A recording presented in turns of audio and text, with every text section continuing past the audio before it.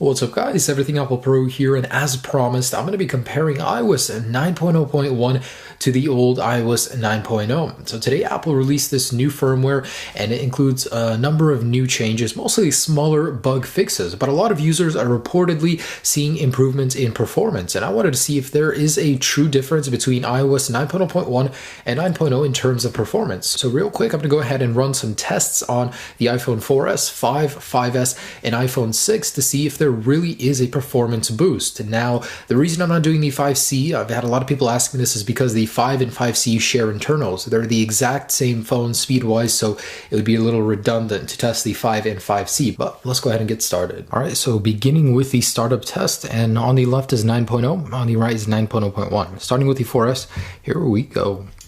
Now remember, both of these devices are freshly restored, so they're completely evenly matched in all aspects. And hopefully 9.0.1 not only helps with, a little bit of a quicker experience, but it's less buggy as well. Let's go ahead and see. Oh my goodness, this takes so long. How do 4S users live with this?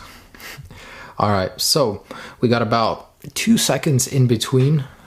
So iOS 9 was the faster of the two, and just to show you guys 9.0 and 9.0.1. All right, so on to the 5. All right, on the iPhone 5. So nearly identical, maybe a fraction of a second faster on 9.0.1. And once again on the 5S. And that's a much faster startup time on the 5S.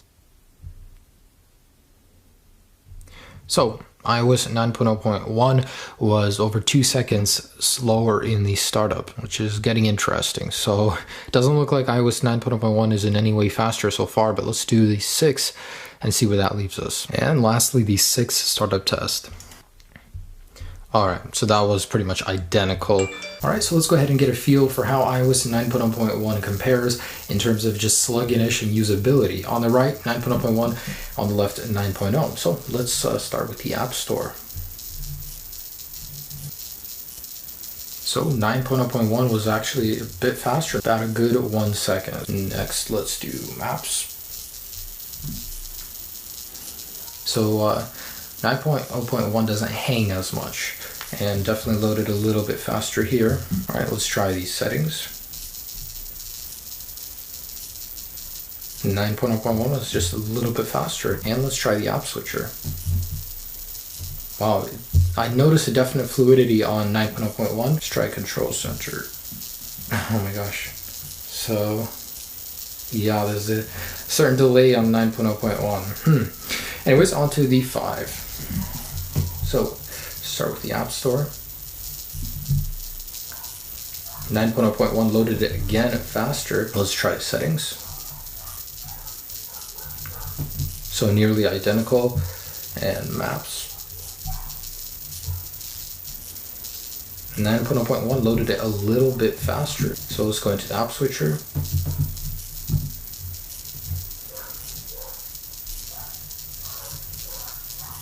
So as you can see, bringing up the control center and notification center, 9.0.1 does it a little bit more smooth. All right, to the 5S, settings, the App Store. And again, 9.0.1 was faster. So surprisingly, I've noticed the pattern, and 9.0.1 loads those websites a little bit better. So overall, seeing a little bit of a pattern here. 9.0.1 is a little bit more fluid. So under the cover, optimization's probably gone into making sure things appear a little bit smoother. So animations in general just look a little bit better. All right, and last one on the iPhone 6. So same principle, let's do the App Store. And again, 9.0.1 loaded faster. So it's a clear distinction to me between all of these that the web-based applications load better on iOS 9.0.1. Here is Maps. Almost identical. Settings. 9.0.1 a little bit. So, and app switcher.